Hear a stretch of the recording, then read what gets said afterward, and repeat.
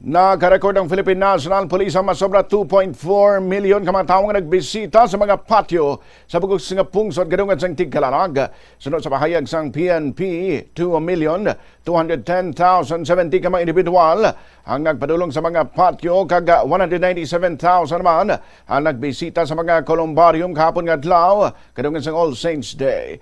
Ginpahayag man sang PNP nga ginpatuman nila ang full-scale security kag public safety operations samtang milyon nga mga Pilipino ang nagbisita sa mga patio kag memorial parks.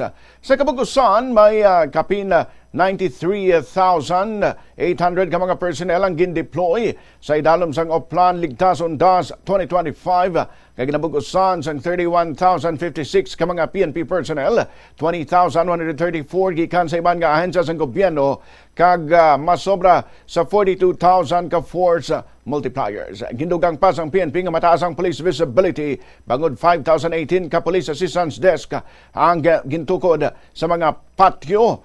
Samtang mayara man sa mga motorist assistance centers nga ginpahamtang sa mga dalanon kag transport terminal sa bugos nga Pilipinas.